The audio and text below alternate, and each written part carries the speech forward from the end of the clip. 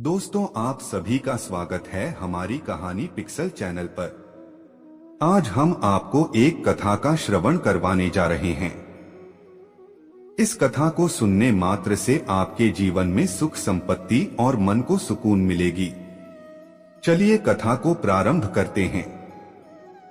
सबसे बड़ा पुण्य और सबसे बड़ा पाप। जब माता पार्वती ने भगवान शिव से सबसे बड़ा पुण्य और पाप के बारे में पूछा तो शिव ने संस्कृत के एक श्लोक के साथ उत्तर दिया, नास्ति सत्य परुनारता पाटन परम।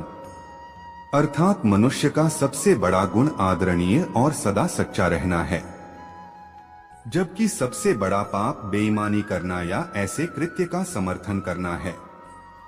एक व्यक्ति को हमेशा ऐसे कार्यों में लिप्त होना चाहिए जो ईमानदार और सच्चे हो और उनके होने की धार्मिकता को नुकसान ना पहुंचाएं। अपने प्रलोभन को मत सुनो।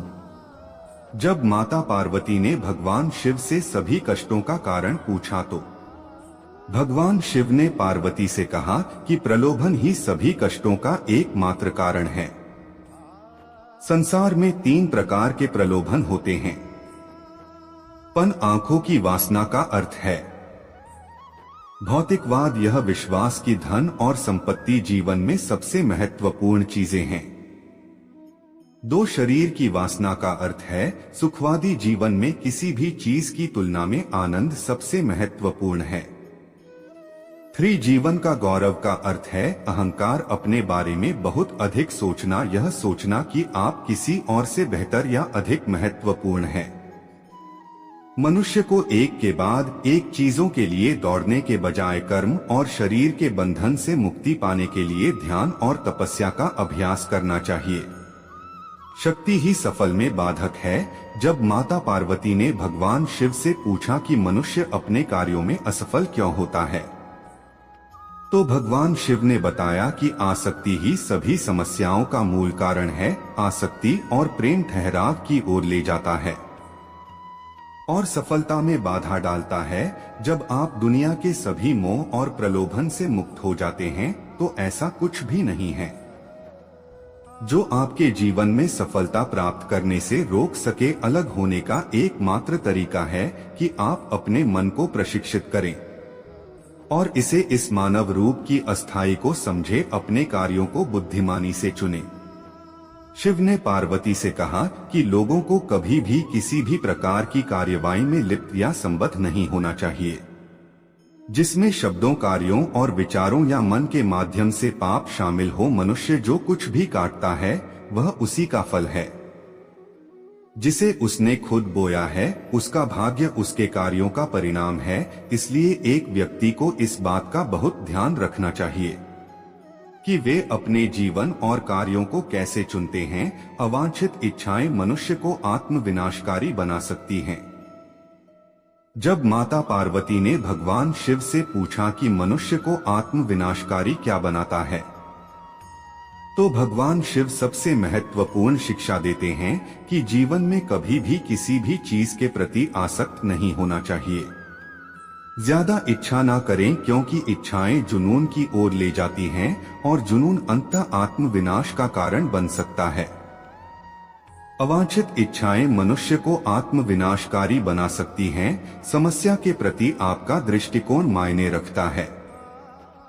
जब माता पार्वती ने भगवान शिव से पूछा कि जीवन में किसी भी समस्या का समाधान कैसे किया जा सकता है, तो भगवान शिव ने कहा कि समस्या से परे देखना चाहिए। समस्या कोई समस्या नहीं है, लेकिन समस्या के प्रति किसी के दृष्टिकोण से फर्क पड़ सकता है। हमें अपने दिमाग को समस्या के समाधान के बारे में सोचने के लिए पर्याप्त समय देना चाहिए और सभी पहलुओं से स्थिति को समझना चाहिए। इसलिए शांत रहे और समझ से समस्याओं को दूर करें। अहंकार बुद्धि को नष्ट कर देता है।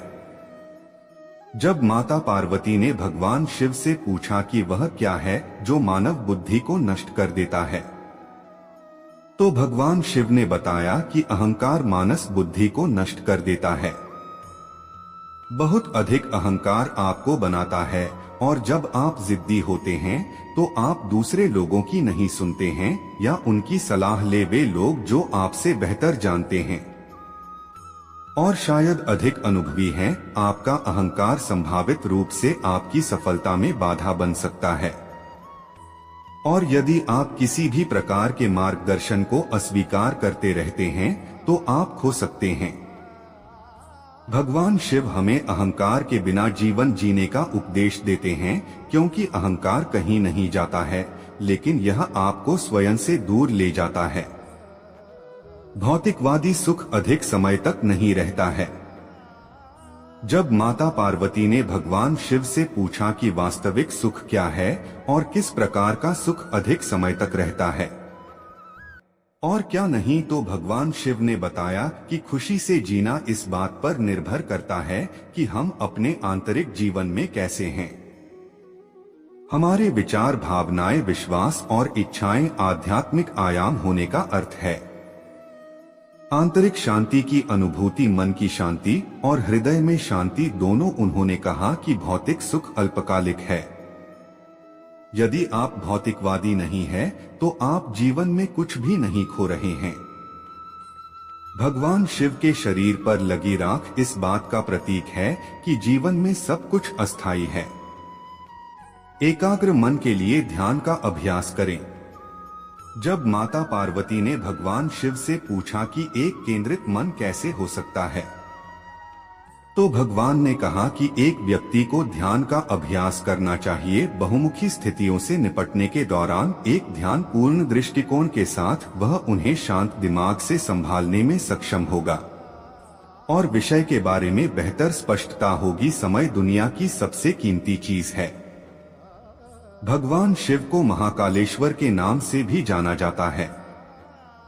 समय के महान देवता। जब माता पार्वती ने भगवान शिव से पूछा कि दुनिया की सबसे कीमती चीज क्या है, तो भगवान शिव ने बताया कि समय ही समय है, दुनिया की सबसे कीमती चीज। इसलिए किसी को भी यह कीमती चीज देने से पहले बहुत सावधान, चयनात्मक और दृढ़ निश्चय होना चाहिए। इतना कहकर भगवान शिव इस कथा को समाप्त करते हैं। इस वीडियो को बोलते समय कोई त्रुटि हो तो मैं क्षमा चाहती हूँ। आशा है कि आप सभी को यह वीडियो अच्छी लगी होगी। कहानी पिक्सल चैनल को सब्सक्राइब करें और वीडियो को लाइक करके कमेंट में हर हर महादेव लिख दीजिए। धन्यवाद।